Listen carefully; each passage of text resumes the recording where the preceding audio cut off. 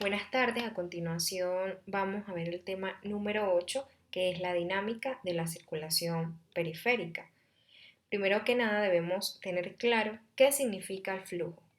Es el movimiento de un fluido, lo que quiere decir que el flujo sanguíneo va a ser el movimiento de la sangre como líquido a través de vasos cerrados, que en este caso son los vasos sanguíneos. En otras palabras, es la sangre eyectada por el corazón por minuto y se abrevia como la letra Q. ¿Cuánto va a aumentar el flujo sanguíneo en el organismo? Cuando se hacen ejercicios, aumento de temperatura, durante estados de ansiedad, y cuándo va a disminuir en posición de pie y sentada. Es importante tener presente que la principal función del movimiento de la sangre como líquido es el transporte de nutrientes y sustancias para poder mantener el aporte adecuado de estos nutrientes a las células y distintos tejidos del organismo y poder mantener la supervivencia de los mismos. Hay dos tipos de flujos, el flujo laminar y el flujo turbulento. El flujo laminar es el que normalmente debe mantener el flujo sanguíneo en el organismo y se produce cuando las partículas se mueven en forma recta en láminas o en capas. Hay una capa muy delgada de sangre que se une a la pared del vaso y está estática. La siguiente capa se mueve con una velocidad muy baja, la próxima una velocidad baja, y así va aumentando la velocidad de las capas de sangre hasta alcanzar la velocidad máxima en el centro de este flujo. Y esa velocidad máxima la conocemos como velocidad crítica. Si la sangre, o mejor dicho, el flujo sanguíneo aumenta, la velocidad crítica se convierte en un flujo turbulento. Para conocer si el flujo es laminar o es turbulento, tenemos la siguiente fórmula, que es conocer el número de Reynolds. Toma en cuenta la densidad del fluido, el diámetro del tubo, la velocidad del flujo dividido entre la viscosidad del flujo. Y si se obtiene un valor mayor a 3000, se puede decir que el flujo es turbulento, menor a 3000 que el flujo es laminar. ¿Cuándo se dice que el flujo es turbulento? Cuando las partículas se mueven de manera desordenada y se establece un esfuerzo de cizalla. ¿Qué quiere decir esto? Que las partículas van a ejercer una presión sobre la pared del vaso y esta va a ser proporcional también a la viscosidad. ¿Por qué? Porque si disminuye la viscosidad, el flujo se torna de manera turbulenta, como se puede observar cuando hay casos de anemia.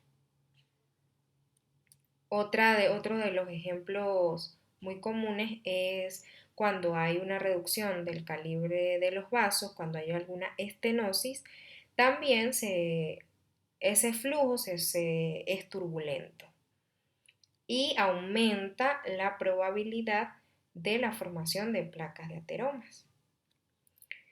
Otra de las ecuaciones que debemos conocer es la de Poiseuille-Hagen, que es la relación, toma en cuenta la relación entre el flujo de un tubo estrecho largo, la velocidad del fluido y el radio del tubo. ¿Qué fundamento tiene esta ecuación? Lo que quiere decir con esta fórmula, o lo que quiere dar a entender su principio, es que si aumenta el radio o el calibre de un vaso, va a aumentar el flujo y va a disminuir la resistencia. Mientras que si se reduce si se reduce ese radio, va a disminuir el flujo, pero va a aumentar la resistencia. Entonces la fórmula toma en cuenta la diferencia de presión entre los extremos del tubo, la viscosidad, el radio del tubo y la longitud del tubo. Pero en realidad ese es el principio.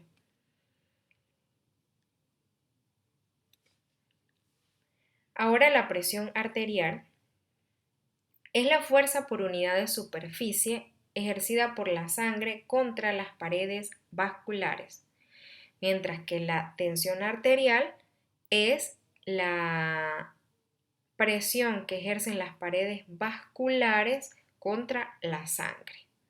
En el caso de la presión arterial, es el único impulso que tiene la sangre para recorrer todo el circuito vascular y de esta manera poder retornar al corazón. Existen dos factores físicos que van a determinar la presión arterial principalmente, que es el volumen de sangre y la distensibilidad del sistema. ¿Por qué? Porque si aumenta el volumen de sangre, va a aumentar la presión arterial y si aumenta la distensibilidad, disminuye la presión arterial. Y hay dos factores fisiológicos que también influyen de manera determinante sobre la presión arterial, que es el gasto cardíaco y la resistencia periférica.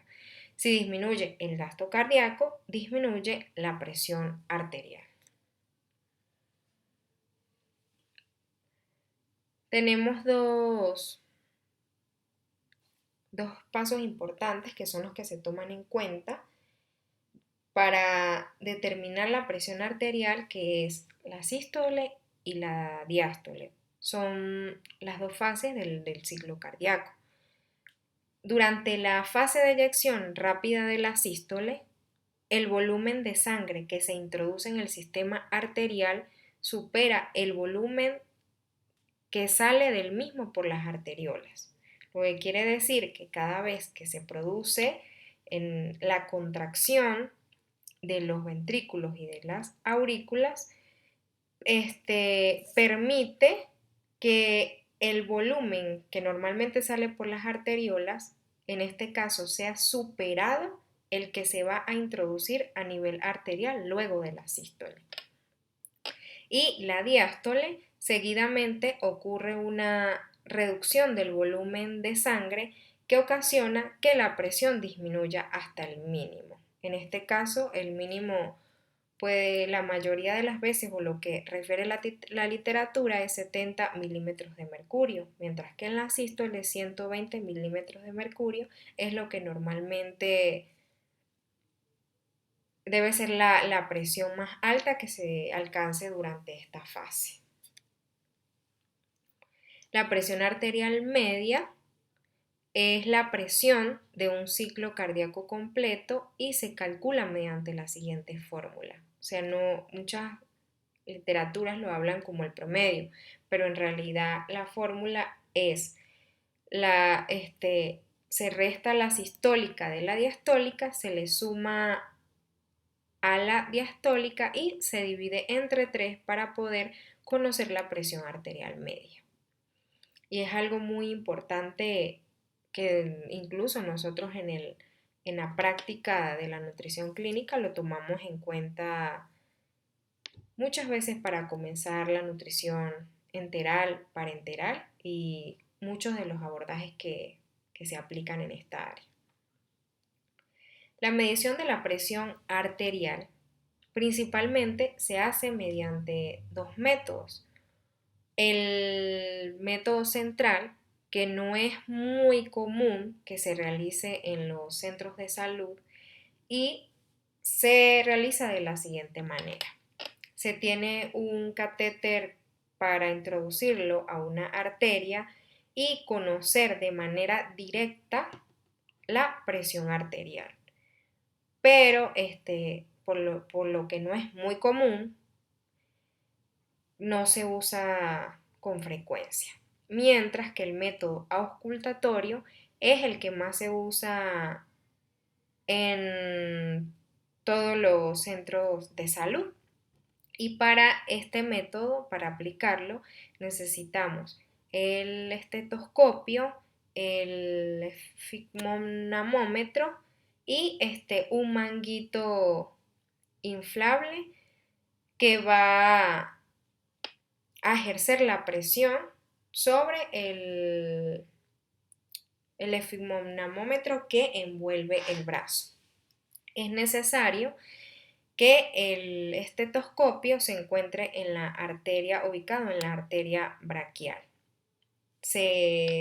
Seguidamente, el manguito inflable se va inflando hasta llegar a un valor por arriba de 120 milímetros de mercurio, que se espera que sea la sistólica.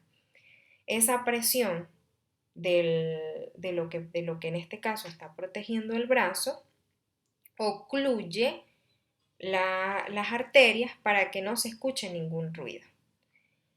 En el momento que se alcanza la presión sistólica, el valor de la presión sistólica, ahí ocurre un borbotón de sangre, pasa una cantidad significativa de flujo a través de la arteria para producirse los primeros sonidos. Y ahí es donde se va a marcar el valor de la presión sistólica. Seguidamente se va a generar un flujo turbulento que va a generar sonidos hasta que van disminuyendo y se escuchan los últimos sonidos donde se va a marcar la presión diastólica. Estos sonidos son llamados como los sonidos de Korokov, tanto lo de la sistólica como lo de la diastólica. Ahora bien, la circulación capilar desarrolla la última función del sistema cardiovascular. Representa el 5% de la sangre circulante y se considera el porcentaje más importante del volumen sanguíneo. ¿Por qué? Porque es allí donde se van a dar los intercambios de solutos más importantes, como el oxígeno, el dióxido de carbono, y es donde se va a pasar del líquido intersticial, va a haber un intercambio también de nutrientes con la sangre y de esta manera también ellos pueden llegar a la linfa. La presión y flujo de los capilares. En gran parte se da la principal función de este intercambio de nutrientes gracias a estas presiones que se manejan a nivel de los capilares. Las presiones en los capilares suelen variar, pero el valor usual es de 32 milímetros de mercurio en el extremo arteriolar y 15 milímetros de mercurio en el venoso. ¿Qué es lo que se da principalmente? ¿Cómo se dan estos intercambios? Mediante la filtración y la reabsorción. ¿Cuáles son las fuerzas que se van a tomar en cuenta en este caso? Las fuerzas de Starling, que las vamos a conocer ahorita en la siguiente diapositiva, que toma en cuenta la presión hidrostática y la presión oncótica. Entonces, hay una resta entre ambas y cuando es positivo con respecto al capilar, o sea, hay más fuerza en el interior del capilar, permite la filtración de sustancias. Es decir, que cuando es positivo, el fluido sale de los capilares porque la presión hidrostática va a ser mayor que la oncótica. Si la presión hidrostática y la presión oncótica son iguales, quiere decir que no va a haber como tal un movimiento de solutos desde el capilar hasta el líquido intersticial o del líquido intersticial hasta el capilar. Y la reabsorción se da cuando la presión hidrostática es inferior a la presión oncótica. Entonces hay una entrada de nutrientes desde el líquido intersticial hasta el capilar, lo que llamamos como reabsorción. Las fuerzas de Starling precisamente se encargan de lo que les estaba explicando con la imagen mostrada en la diapositiva anterior. Ella describe cómo se mantienen los volúmenes distribuidos correctamente, cómo se da ese equilibrio iónico entre el espacio intersticial y el contenido de solutos de los capilares. Existe un gradiente de presión hidrostático ejercido por el líquido intersticial. El otro gradiente contrario al anterior es el coloide osmótico, que depende de las proteínas, es decir, la presión oncótica. Y de acuerdo a estas diferencias, el movimiento va a depender de 4 variables. Va a ser primero de la presión hidrostática capilar, hidrostática intersticial y la coloidosmótica capilar y coloidosmótica intersticial. Esta fórmula que observamos en esta diapositiva es la resta que se hace y dependiendo donde sea mayor el movimiento del líquido, vamos a tener a nivel de estos capilares ya sea la filtración o la reabsorción. La circulación venosa tiene como función principal permitir el retorno de la sangre desde el lecho capilar hasta el corazón. Comienza en las vénulas y a medida que sigue el recorrido va aumentando el calibre hasta llegar a la vena cava.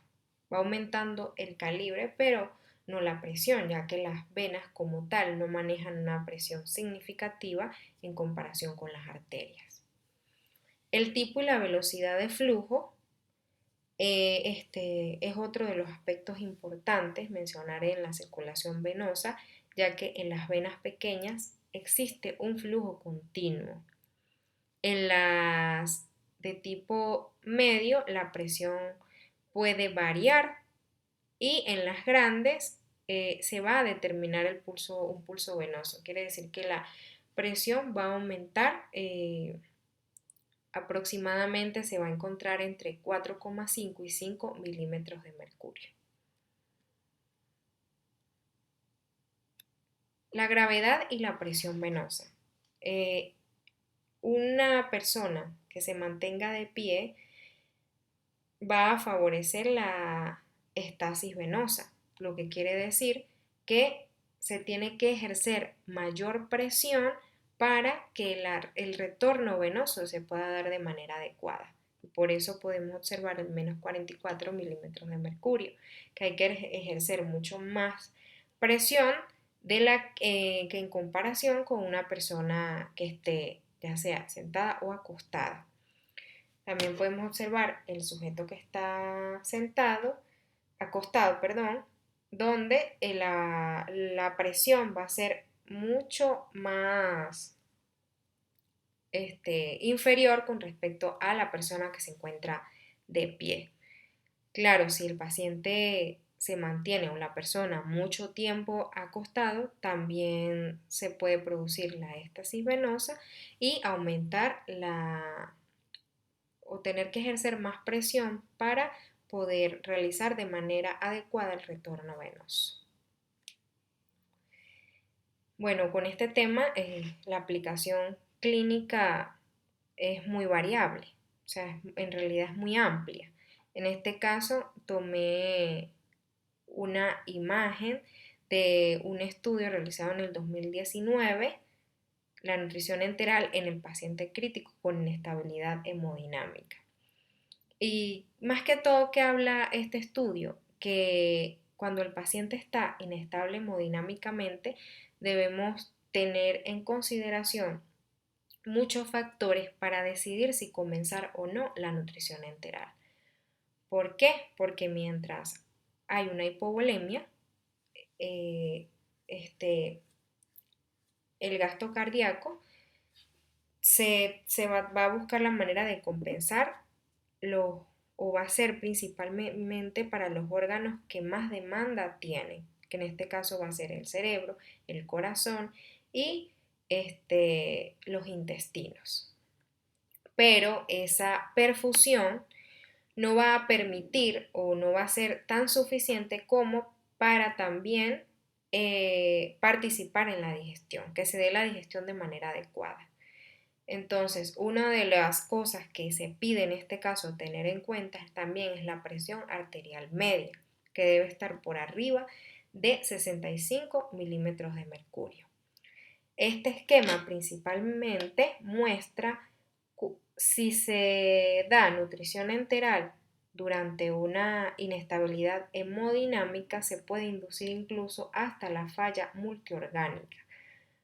¿Por qué? Porque si hay una estabilidad hemodinámica hay una hipoperfusión intestinal. Si hay ingreso del alimento y no hay suficiente aporte de oxígeno para que la digestión se pueda llevar a cabo, se produce una isquemia intestinal y de esta manera generar un proceso inflamatorio ocasionando la translocación bacteriana y como consecuencia de ello se puede presentar incluso la falla multiorgánica. Entonces, esto no sirve para darnos cuenta que la presión arterial media y el flujo sanguíneo, si están de manera afectadas durante la inestabilidad hemodinámica, es algo que tenemos que tener siempre presente para decidir si comenzar o no la nutrición enteral. Hay muchos autores que lo favorecen, mientras otros lo contraindican.